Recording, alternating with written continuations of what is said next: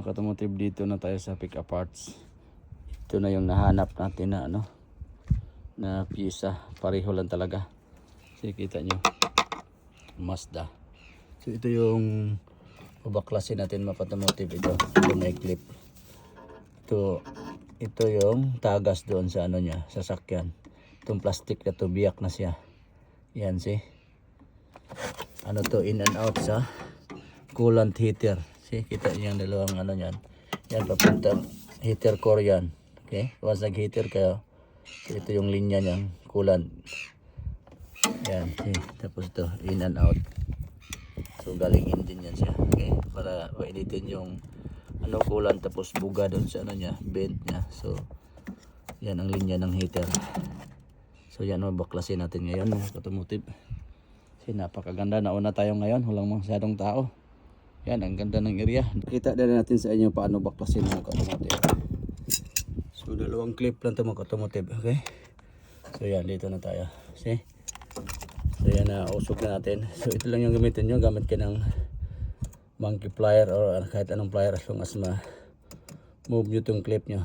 Okay, yan, tapos i-wiggle nyo. So once matigas yan mga automotive, so ganonin nyo lang sa gilid yan ng screw, tapos bunot. Yan, medyo nabunot natin yan. Okay, yan ang linya papuntang coolant nya. Yan, see? Yan, so baklasin natin dito una para makita nyo. Bago pa siya mga automotive, kasi bagong sasakyan pati na bangga ito. Yan, labas yung coolant ito, see? Yan, so isama na natin yung hose, although yung biyak doon sa kanya is yun lang plastic, but isama na natin. Okay, kasi medyo malutong na rin yung hose, panigurado. Okay, so parang bumili na lang siya ng bago. Yan, so yan, yung dito naman sa taas, i-slide nyo lang yung clip nito, yung ganyan. See, slide nyo lang, tingnan nyo. Yan, slide nyo lang siya, tapos bunot.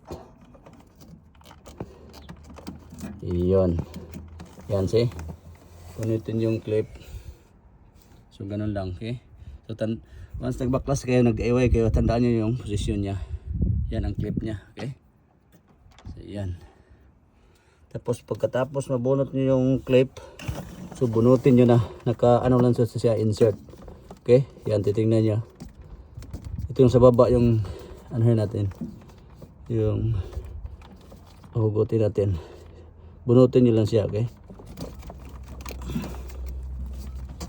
Tulak ka ng konti, tapos bunot.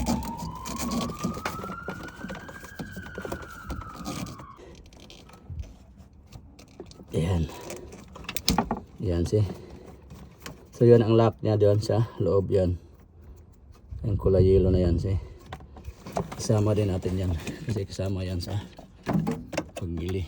So yun, ito na, nakuha na natin mga automotive. So ito yung biyak sa kanya is dito. Okay, yung sasakyan niya. So bagong bago pa talaga mga automotive.